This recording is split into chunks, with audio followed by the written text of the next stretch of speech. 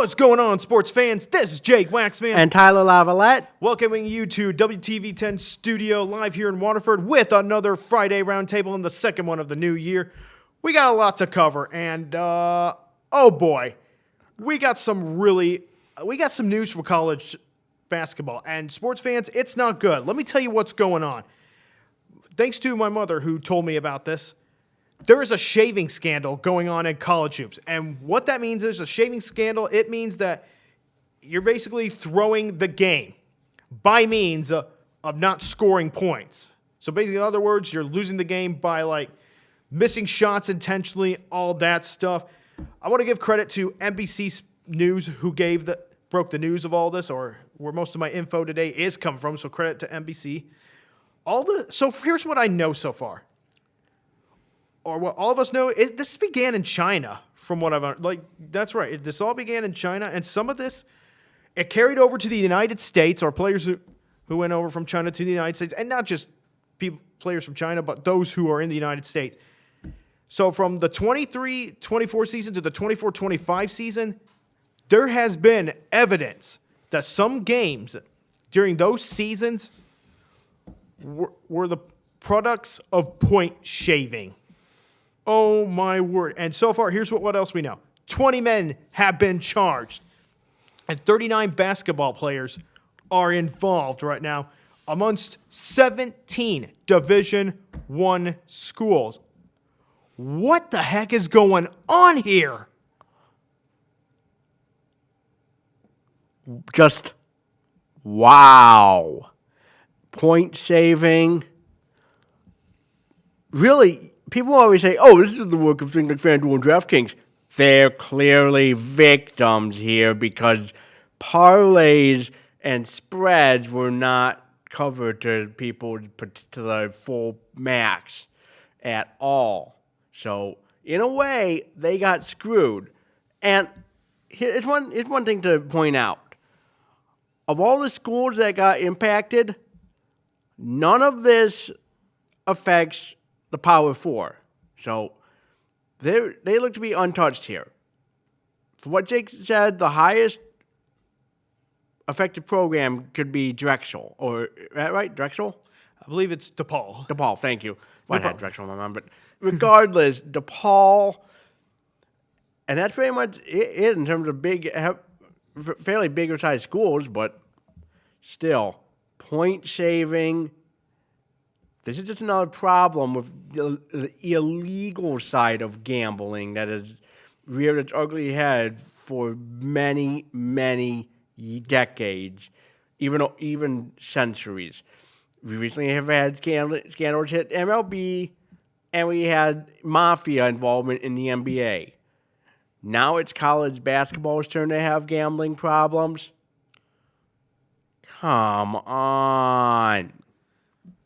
Oh, man. This is shocking. I mean, I shouldn't be too shocked about it because, I've heard stories about not just college sports, but all sports being rigged. But this is the first time that something like this has really come to light. And it's the FBI that I know of that is leading the investigation and what they've uncovered so far with what's going on here with the shavings, the point shavings. It's shocking. It's just mind-boggling. So, a few more other tad bits of information. 5 of the defendants have been described as fixers. That's right, fixers. So that means fixing the outcome of games. And I mentioned the charges: bribery, wire fraud, and conspiracy. And here's something else, okay? For the players that were approached by these fixers, or these 20 men who have been charged, bribes ranged from $10,000 to $30,000 just to throw away points to fix the outcome of basketball games. And of course, as Tyler mentioned, DePaul. So far, that's the biggest name of the 17 D1 schools that have been involved with this. So far, this is all we know. And for the FBI, they'll continue investigating, but oh boy, if they determine that there are Power 4 schools involved with this, this is going to rock college hoops and college sports as we know it. There have been calls to ban betting on collegiate sports. I don't blame them. But it's really going to have to take a big hit from one of the big four school conferences to really rock the boat to a lot. I don't even know if that's something we want to see or not, but we'll just have to wait and see. I just hope the FBI keeps finding out more information. And so do I, because here's the thing. Last episode, me and Tyler, we were talking about questions that sports are facing going into 2026. Mm-hmm. One that we mentioned is betting hurting the outcome of sports. Well, maybe, just maybe, we just got a big-time answer to that. Or maybe, just maybe, there's more to this than, MGM or, FanDuel getting involved with this. This sounds to me like, and you know what? Tyler, I think, raises an interesting point. I think this goes beyond, the normal sports bet companies. This sounds bigger than those companies. And it shouldn't. And here's the thing: if the FBI determines it's not just college sports, but the NFL, NASCAR, even the NHL, MLB, NBA, if they determine that there's something like this going on if they find evidence of point shaving going on in any of these sports, it wouldn't shock me. But let's just say it would have a bombshell of an impact for sports fans. We would not look at sports the same, shocked or not shocked. This is not good. Not good at all. But unfortunately, this was really what happened when legalized betting started taking over. The worry was what problems could surface. You can regulate it all you want in any of the states and try and do your best, but the illegal side of gambling doesn't play by the rules for obvious reasons. So it's the illegal international underground gambling that's going to cause the problem big time. I concur, Tyler Lavalette. And so far, what I've said so far, that's about all we know. And there's probably a lot more information that I probably failed to mention, but this is so far what me and Tyler know about what's going on with point shaving and college hoops. And to close off this subject, this isn't just a problem. This is a gosh darn firestorm we're dealing with. Oh my God. Whew. All right. Shifting gears. All right. Sports fans, I just learned something this month that I never would have expected. Oh my goodness. NASCAR has done something that I feel very positive about. Tyler Lavalette, would you like to explain to our audience what that is? Okay, so there were talks of them going back to the 36-race schedule.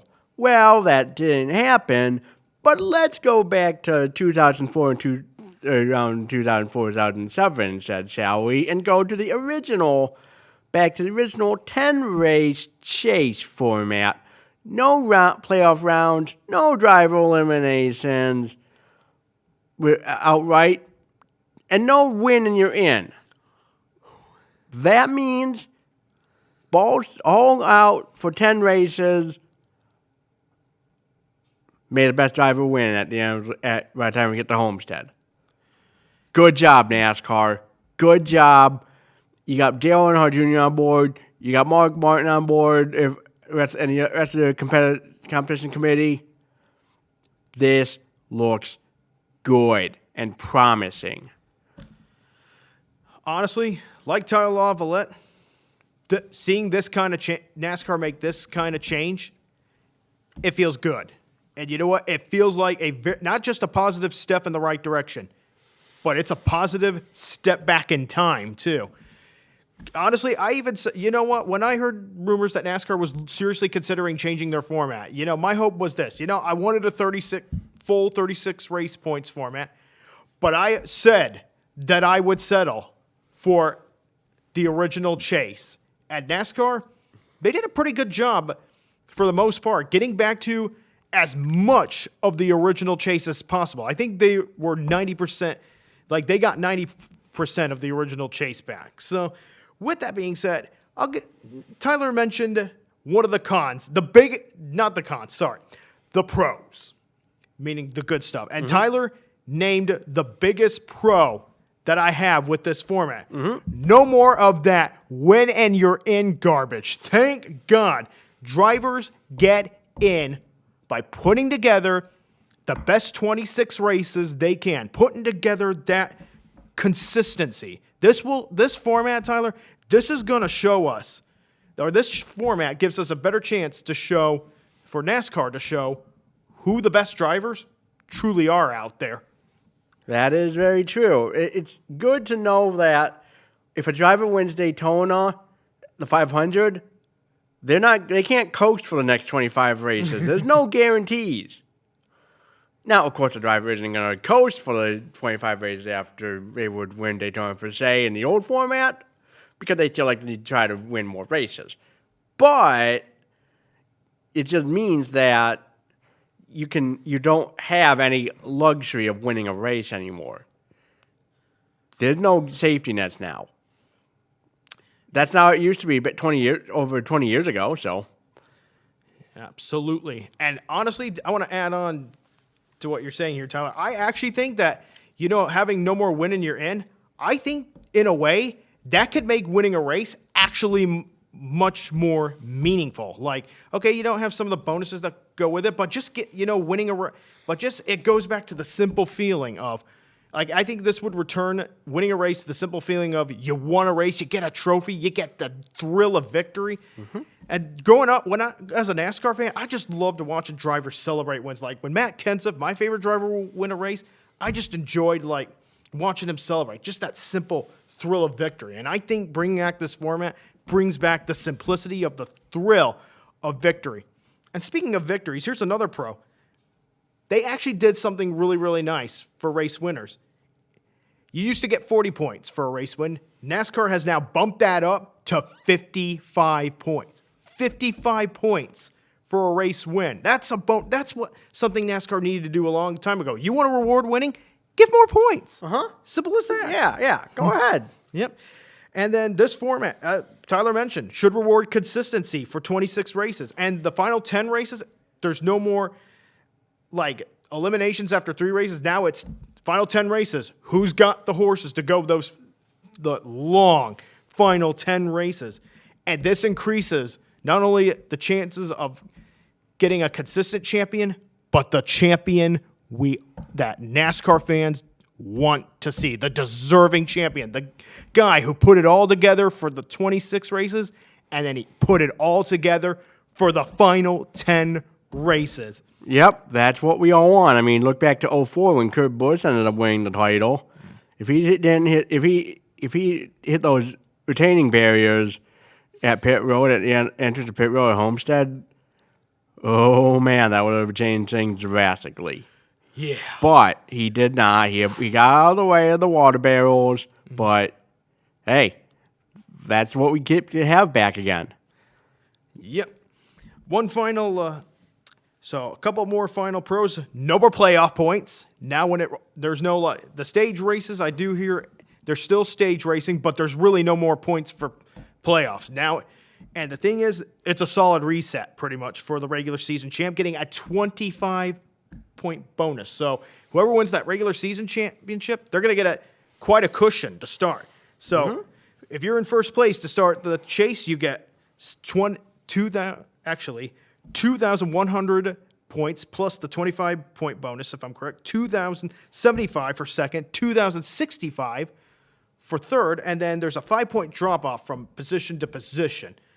That actually doesn't sound all that bad. And on top of that, if IndyCar and Formula One's points formats have taught us anything, hey, having a simple chase format can still produce exciting racing. Even if the championship's already locked up, you can still get that drama. Even the original version of the chase produced drama. I mean, Jimmy Johnson, he dominated all season long in 2006, but he had to rally in the final 5 races to get his first Cup championship. You could still have those stories, that excitement with a format as simple as this. And we're going to get to have it again. If we can have something like the Iconic Motor Razor from that same time period come back, then why can't we have a good format that worked well? Yes, indeed. So, as I mentioned, those were the pros. But I will say this. I mean, I like that NASCAR went back to this format, but there are still some cons on Yep, here. It's not perfect. Yep, no thing is perfect, so let's go for the cons, shall we? Yep, so the biggest problem I have with the format is, really? 16 drivers? Come on, that's too many. I liked it better when there were just 10. If you want to advertise the best drivers in a season, just make it 10. All right, we don't need 16. Plus, with this original chase format coming back, it's going to be harder for someone below 10th place in points to really make a rally in the end, which is not a bad thing. But the thing is, look, we don't need more than 10 drivers in a chase field. That's the biggest problem I have with it. Stage racing, unfortunately, as I mentioned, still there, and it could still wreak havoc on the point standings in the 26 races leading up to the chase and in the 10 race chase. It could still create some gimmicks. So those are some of the cons I have. Yeah, I mean, seriously, you keep the 16 drivers. Why didn't you just go back to 10? And stage racing, why? Why did you have stage racing? Oh, yeah, you want to give TV companies more advertising revenue. Like they already advertised during the races anyway. Just seriously. Like, hey, the 10 race format without the stage racing, look, it'll produce enough excitement in and of itself. So, two more cons I have. No guarantee that this format will eliminate some of the past controversies we had. Like, one example, the 48 team having that run from 06 to 2010, winning 5 straight. So there's no guarantee that we're going to be able to eliminate someone winning like 5 championships in a row. We don't want to see that. We want things to be exciting. We want this format to be exciting. But it's nice that this chase format returns, but it doesn't guarantee that it'll eliminate some of these controversies. And another one is an unnatural reset in the championship battles and some having a leg up and knowing how to make a run in the chase. The 22 team, for example, Joey Logano. And there's no promises that this version of the chase will feel like the perfect chase version, which was what we had from 2004 to 2006. Right. No guarantees, but we can debate all about this all we want. But let's just see how things shake out for this upcoming season. Then we'll be able to have a good feel of what to expect for 27 and beyond. All right. And you know what? So there's a couple things I want to... So hopefully, we're hoping for good racing in this format. And if this format... I mean, I know there's no promises that it'll produce good racing either. But if there's good racing, hey, good for that. Good for NASCAR and good for the format. We just want good, clean race. We want good racing, but we also want a deserving champion. So, which leads me to this question. Which drivers could benefit from this format change? Because this changes a lot of things. And I think I can name one driver who has got to be licking his chops at a format change such as this. I got to go with Chase Elliott. Nice. Chase Elliott, because Chase Elliott knows how to consistently put together good results in a row. A format like this is perfect for a guy like Chase Elliott, who can not only win races, but he consistently strings together those good finishes, no matter what kind of season he's having. So he's going to have a good chance, Tyler, to win a second championship, in my opinion, because this format plays to Chase Elliott's strengths. You might be onto something. We'll obviously have to wait and see how it all shakes out when we get to November to Phoenix. Absolutely. I mean, Homestead, actually, not Phoenix. Man, I'm so used to Phoenix. But hey, happy to go back to Homestead. When they said back in time, I mean, we're back to Homestead now being the season finale, to go with being back to the original chase, too. So, hey, it takes time to go back in time. So, a couple other drivers who I think could benefit. Kyle Larson, I think William Byron, Hendrick Motorsports as a whole, I think will benefit from this. Like, they are just rubbing their hands like this, licking their chops like this is perfect for us. Drivers who know how to consistently put together consistent results for 36 straight weeks, they're going to have a great chance to win this championship. If you're a team like Team Penske and maybe some of the Gibbs drivers, you got some work to do there. Like, you can't mess around anymore in the regular season because now, and there's no reset after 3 races. It's now 10 races. You got to put all your cards and your chips to the table and show what you got. You're going to have to step up. Not saying that teams like Penske or Gibbs can't, drivers from Penske and Gibbs can't win a 10-race championship system or have a championship triumph in the chase for the Cup, but they're going to have to change some things up considering their experience with the previous format. But the more important thing is to close this off, the winning you're in, plague the format is gone. Stick a fork in it. May we never go back to it again. Never. And to close this off, while returning to the chase, as close to the original chase as possible, while it's not perfect, it is a big-time step in the right direction for the National Association for Stock Car Auto Racing. NASCAR, good job. Hopefully, we'll get more of that original feel that chase created and that feel-good racing from like 04 to 06. That's what I'm hoping for with this format. Yep. All right. Yep. Shifting gears. We got the NFL divisional round playoffs. We got some football games, starting with the Bills and the Broncos. Ooh. This will be a good one. Won't you say, Tyler? That it should be. Broncos hosting really somewhat slumping Bills who did win against Jacksonville, though, so Josh Allen may still have some in the tank. I question to see if he can really do good against Bo Nix and the Broncos. They're the top seed in the AFC for a reason. Yep, absolutely. I mean, that Broncos defense is tough. All right, they're going to give the Bills some fits. But that being said, the offense of this Broncos team, it worries me. It concerns me. Can they really put together a hard-fought effort in the playoffs? You know, playoffs are a completely different animal. And you're going up against a Bills team and Josh Allen, who has plenty of experience. So I think that defense is going to be stiff. They're going to play well. But you know what? My gut tells me Josh Allen is just going to go off like a firecracker and lead the Buffalo Bills to a 34-31 victory at Denver. I got a 28-25 Broncos win here. Broncos are just too good, but keep it close. And then we got the 49ers and the Seahawks. So call this an injury bowl if you like, according to U-Tree, because both teams have some injuries, and I'm not kidding. I mean, we all know about the 49ers injuries, and they lost George Kittle last week. Yeah, painful. Yeah. Seattle's got their own concerns right now. We don't know if Sam Darnold is going to play on Saturday. Whoa. So I don't know what the injury's all about, but he has been listed as questionable for this upcoming game against the 49ers. Uh-oh. Yeah. This could be a really close game. Mm-hmm. But that being said, even without Sam Darnold, I think the 49ers injuries, sadly, are just going to be a little too much for them to overcome. And going on the road at Seattle, never an easy thing. I'm going to go with 16-13 at Seattle Seahawks over the San Francisco 49ers. But I hope I'm wrong.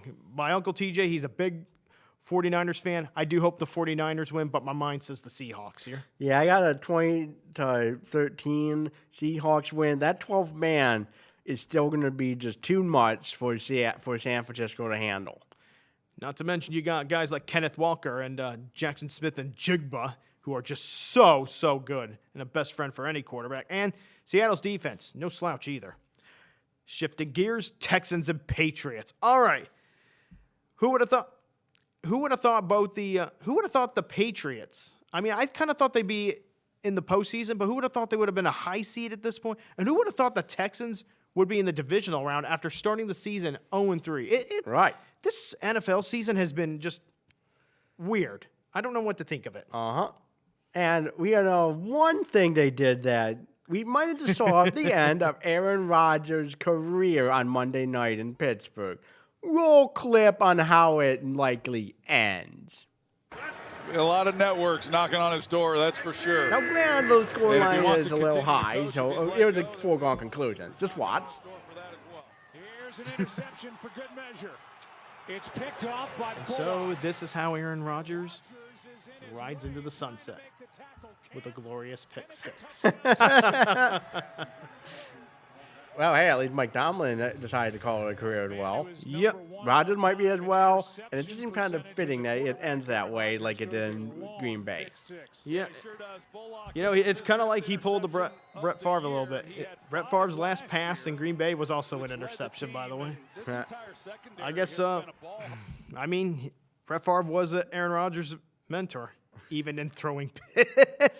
Not what you would want to do as an NFL player, mind you. He's still a great We quarterback. talked about at length about Aaron Rodgers, but let's go back to the last week. Let's go back to how things are. I mean, the Patriots, I didn't expect them to really be doing good. No one did. Everyone thought, oh, the Bills are going to win the AFC East again. The Patriots are going to be struggling for a bit. Nuh-uh, if they're back, people are saying the evil empire's back, but can we wait until they win a Lombardi or two without Brady? And plus, oh, come on. Let's go easy on Mike Vrabel. Okay, Mike Vrabel's not Bill Belichick, okay? Mike Vrabel has class, all right? I like him as a coach. And he was one of the guys who, like, if the Bears didn't get Ben Johnson, I would have been happy if the Bears hired Mike Vrabel instead. But, hey, New England, good on them to hire him. I don't understand why Tennessee let Mike Vrabel go, but you know what? That's their loss, and Vrabel's in a good spot. He's clearly got Drake May playing at a very high level, and especially as an NFL quarterback. And combined with all that, I mean, the Texans, I think they'll give it a stiff fight. But with that defense, I think New England is going to escape this one with a 21-17 victory.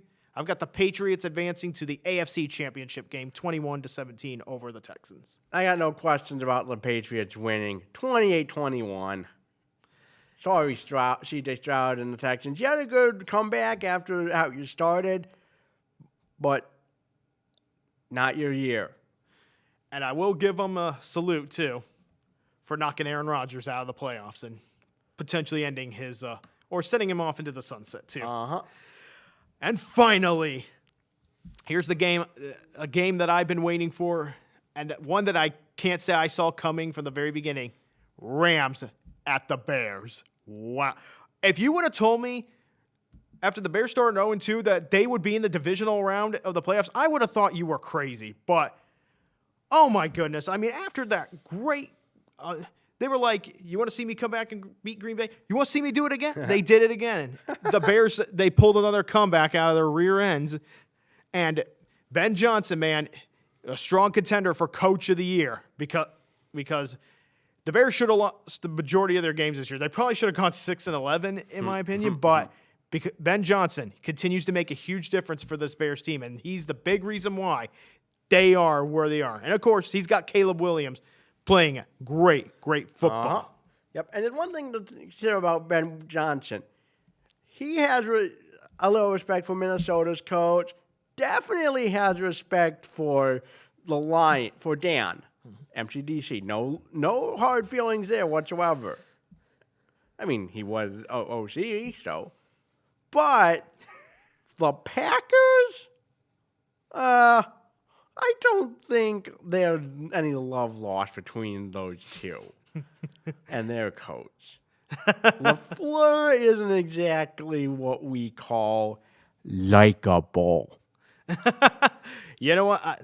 Let's be honest. Okay, Ben Johnson at the beginning, this whole beef started because at the beginning of the year, Ben Johnson said, I'm looking forward to beating Matt LaFleur and the Packers twice in one season. And, well, this time around, he wasn't lying.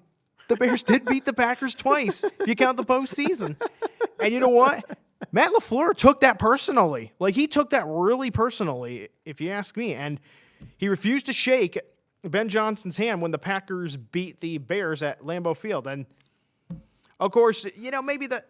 And then we got Ben Johnson refused, or partially. Like, it was a weak handshake between him and Matt LaFleur. And say what you will about it. And say what you will about Ben Johnson saying F the Packers. Can't say the word on television. Right.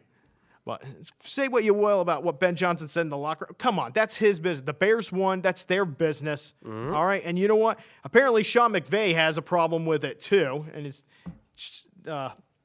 I guess now he does not like Ben Johnson either. But you know what? Hey, that's just one of those things. Really, say what you will about Ben Johnson and the class that he has. Look, say what you will about Ben Johnson. Okay. Stuff like this makes the NFL fun to watch. And the Bears are fun to watch again. It's a joy watching the Bears again. And regardless of what happens in this game, it's been a fun season watching Bears football. It has been. I'll give you that. Except for the 2 times when you're facing the Lions. Well, at least you guys get that satisfaction despite missing the playoffs. I'll take the small wins. The small victories, the pride. With that being said, okay, something to keep in mind for this game. Oh, my goodness. It's going to be cold on Sunday. Chicago, I think this game in Chicago is going to be one of the coldest in NFL history. I'm hearing temperature. The high is going to be 15 frickin' degrees. It is going to be like, brr. It's going to be really cold. It's not freezer bowl cold. That's a reference to the AFC title game in 81 between the Chargers and the Bengals. That game was below zero. Oof, lethal temperatures. Dang.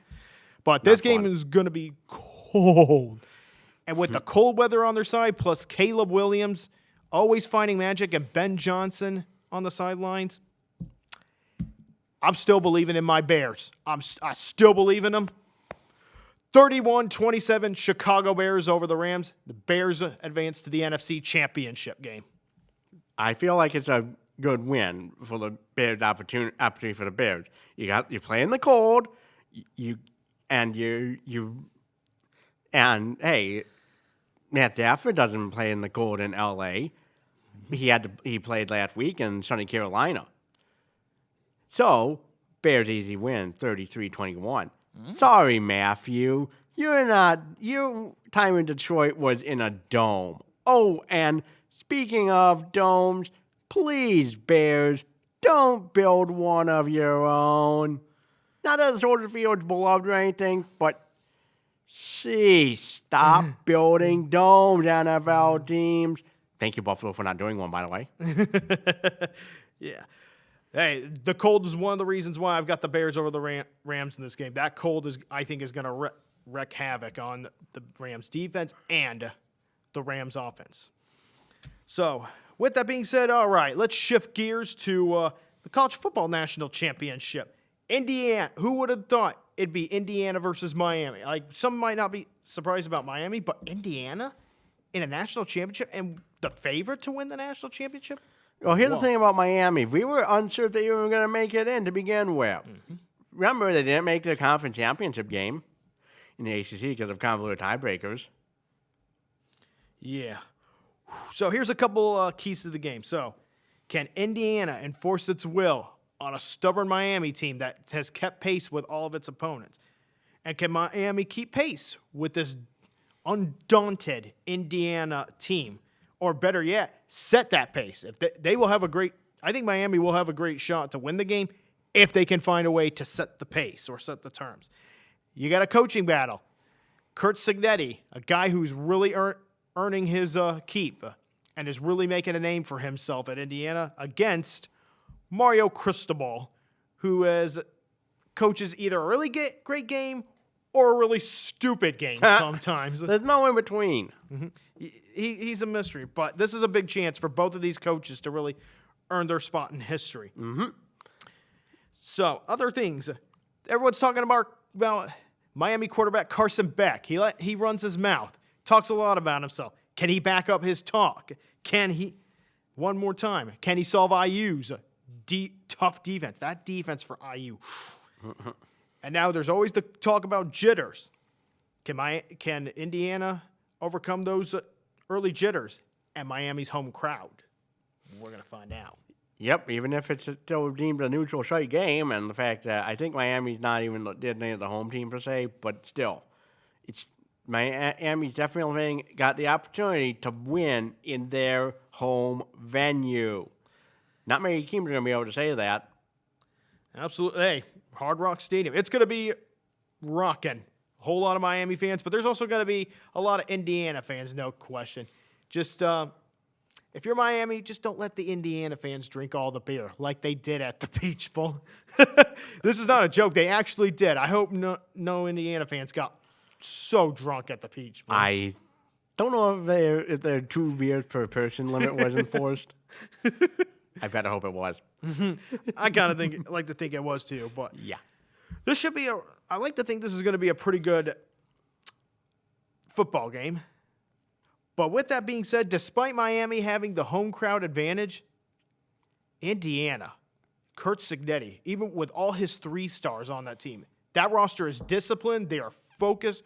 Kurt Cignetti, he's always locked in. He doesn't let his team celebrate too early. With all those factors combined, it hurts me saying this as a Purdue fan because Indiana's our rival. But you know what? I'm just going to say it. IU will take its first national championship in football by a score of 42-24 over Miami. I can't go wrong with Indiana. I mean, they got the Heisman champion quarterback winner after all. Heisman winning QB on their team. Indiana, like I said, this is a Big Ten team I can get behind. It's not Ohio State, so yay. Indiana wins at 21-20. Close, but Indiana is going to play spoiler. They're taking the trophy back to Bloomington. and giving Miami a difficult night at home. But I will also say this: if if Indiana wins this, I'll be happy for them. In fact, truth be told, I actually would rather have Indiana win than Miami because I don't like the U. Indiana, and of course, here's the thing: I'd be happy for Indiana because my grandfather he was an IU alum. All things Indiana, basketball and football, and I just know he is watching from above and smiling at his Indiana Hoosiers right now. Mm-hmm. I do wish he could have been on Earth to see this, but I know he's smiling from the clouds above. That's what matters. Absolutely. Hopefully, sports fans, you'll enjoy the football this weekend as much as me and Tyler did. Oh, almost forgot one more thing. So we have our first head coach hiring in the NFL. Well, not quite the offseason, but just before the offseason. John Harbaugh, congratulations to him. He's the next football coach of the New York Giants, or at least last I heard, they were working a deal. Yeah, well, I think that's a fist. I think it's kind of basically a fist. So give me at this point. Yeah, that's kind of what I'm thinking too. We'll see how it works out for the Giants. I hope it works out. Mm-hmm. I like to think that John has something in the tank. He's still got something left in the tank, and I just think it was time for him to move on from Baltimore and try a new adventure. Mm-hmm. This is it, his next adventure, the Giants. I hope it works out for both sides. We'll find out. And congrats to your Cubs on getting Alex Bregman in free agency. That man has really endeared himself to the Windy. That man, his wife, and his 2 kids have endeared themselves already to the Windy City. That's what I've heard too. And I hear he's a really good baseball player too. At halftime during the game, Bears fans were talking about him. Like everybody was talking about the Cubs just signed Alex Bregman. And some Bears fans even claim right as they signed him, that turned the Bears' fortunes around. Yeah, that's what I was remembering too, looking back on that game. And if he has that luck on his side, oh man. Oh yeah. I'm excited though. Alex Bregman, I welcome you and your family to Chicago and welcome to the Cubs. Looking forward to watching you play some baseball at Wrigley Field. Let's go Cubbies. This is going to be fun. Oh, yeah. All right. On to this week's golden moment in sports. So, okay, we mentioned how nasty things get between the Bears and the Packers. But for all the nasty moments there are in this rivalry, and sadly, that's what this rivalry is about. Mm-hmm. Every so often in the NFL's oldest rivalry, there are moments of light, as seen in this next clip. Here is Jalen Johnson noticing that Christian Watson tore his ACL at that moment, and he calls for help. And what happens next? He goes on his knees and prays for Christian Watson. Wow. Jalen Johnson, man, class act. He and Christian Watson are both class acts. And by the way, something else I want to mention, this happened, of course, during Week 18 of last NFL season. And after the game, which the Bears won this postseason, Jalen Johnson actually approached Christian Watson and basically comforted him and told him, keep your head up. So I got a feeling these two, all right, they're enemies on the football field, but friends off the field. Wouldn't surprise me. Yeah, I feel like there's a good off-field friendship between those two, or at least a good closeness. Absolutely. It's good to see the human side of life still filtering through in spite of the rivalries in any sport. I mean, heck, Yankees, Phillies, Mets, and when we killed Bin Laden, erupted into USA chants back in 2011. Nothing better. We'll have to erupt into USA chants sometime this year. I mean, this is going to be the 250th year of America the Beautiful. Well, hey, we'll just have to see what happens. Yeah, but to close off this subject, for all the nasty moments that Bears-Packers have, every now and then, there are moments of light. And that is wonderful. Beautiful stuff. All right. With all that being said, that's all we got for this week's Friday Roundtable. We hope you've enjoyed it. Special thanks to Josh, to Whitney, and my man Tyler Lavalette, as usual, working his butt off to make sure that we got all the sports we need. And with that being said, follow us on Two Guys Talk Sports and other things for more videos like this. And on Facebook, you can follow us on Two Guys Talk Sports. And with that being said, this is Jake Waxman. And Tyler Lavalette. Wish you all a good weekend, everyone. Take care.